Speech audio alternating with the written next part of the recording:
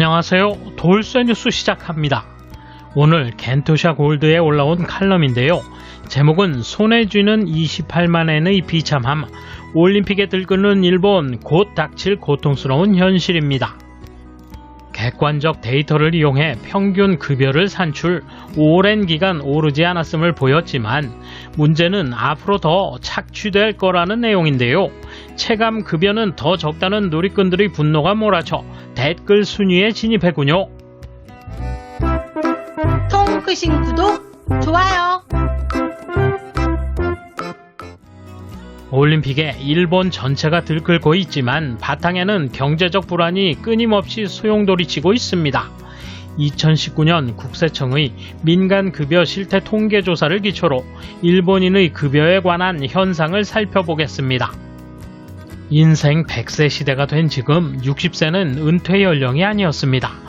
올해 4월 1일부터 고령자 고용안정법이 개정되어 70세까지 정년 연장 및 계속 고용제도의 도입 등이 시작되어 평생 현역의 현실성이 더욱 높아지고 있습니다. 노후자금 2천만엔 문제도 오랫동안 거론되어 국민 전체의 위기의식은 높아지고 있다고 생각할 수 있지만 민간 급여 실태 통계 조사를 보면 일본인의 일을 해야만 돈을 버는 현상의 비참한 실태가 밝혀졌습니다. 우선 전체의 평균 급여, 1년 내내 근무한 급여 소득자의 1인당 평균 급여 액수는 436만 엔입니다.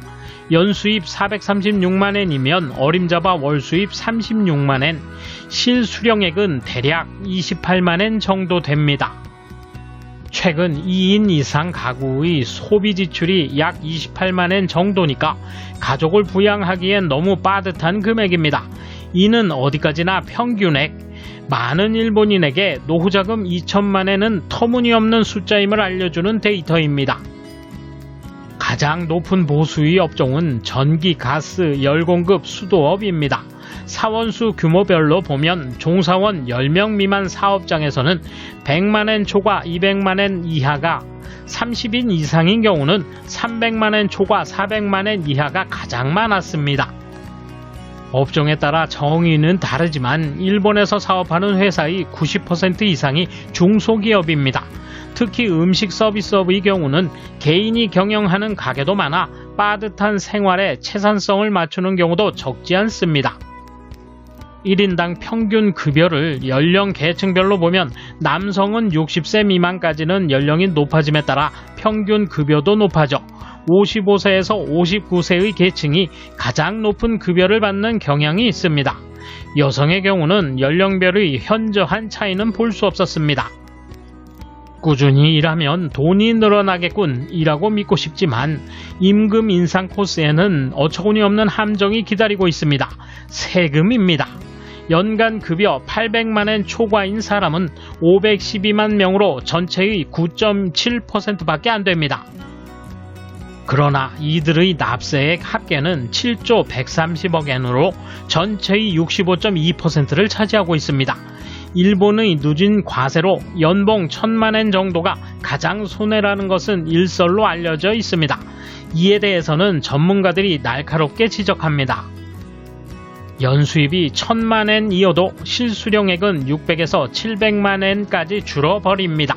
급료가 올랐다고 해도 세금이나 사회보험료의 부담이 무겁기 때문에 실수령액은 거의 증가하지 않습니다.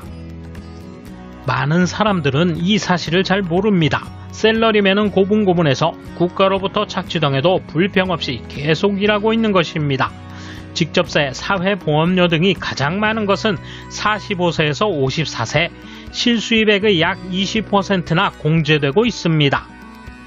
벌어도 지옥, 안 벌어도 지옥입니다. 올림픽에 들끓어오르는 일본이지만 10만엔 지원금을 비롯한 코로나의 엄청난 재정 지출은 조만간 징세로 국민이 채울 겁니다.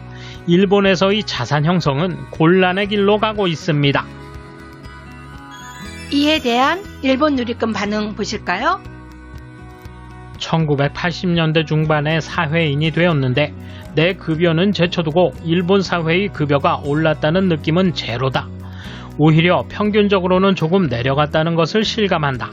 일부 상장회사 경영자의 급여는 올랐지 당시에 2천만인지 3천만인지 했는데 지금은 억 단위가 당연할 것이다. 이건 달라졌나 보네.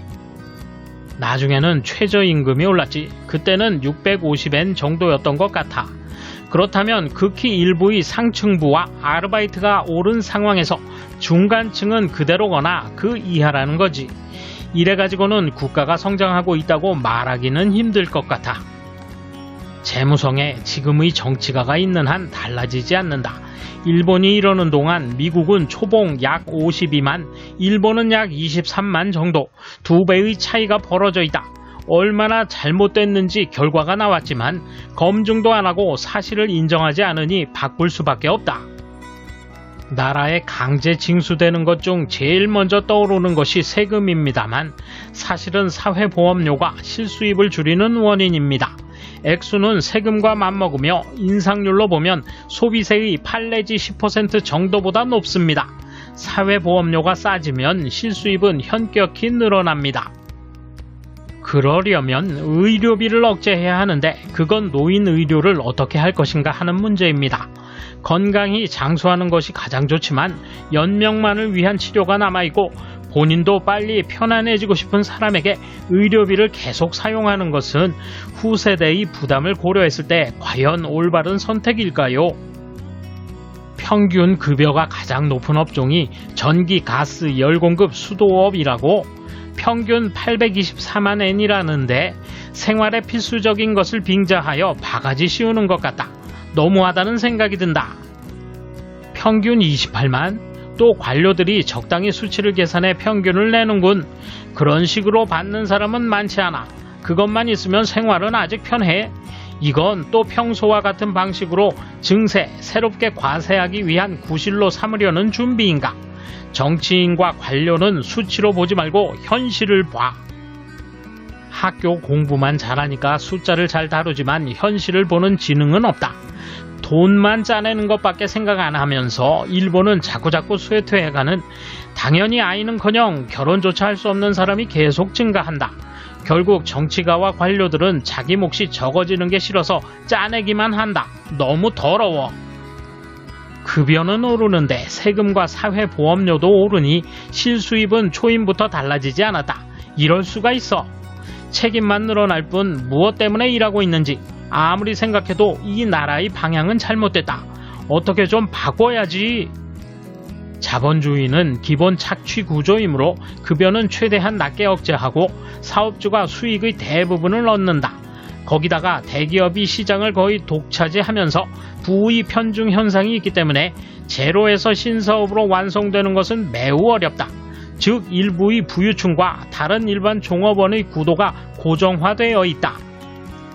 살리지도 않고 죽이지도 않는다는 에도 시대의 습관 그대로다. 빠듯한 생활을 하는 자들로부터 소득세와 소비세 같은 속임수로 세금을 받지 않는 것처럼 과세하여 많이 착취한다. 겨우겨우 살아가는 상황에서 아이를 낳을 엄두가 나지 않는다. 과다한 재산가들에게서는 세금을 강제로 징수하라.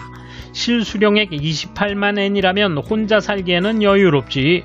문제는 결혼하면 가난해진다는 것이다. 맞벌이를 쉽게 할 수 있는 사회가 되는 것이 필요하다. 돌쇠 한마디.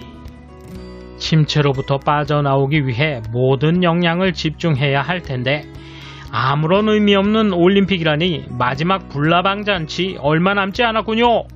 감사합니다. 돌쇠 물러갑니다. 이번 소식은 여기까지입니다. 시청해주셔서 감사합니다. 돌쇠처럼 우직하게, 마님처럼 화끈하게.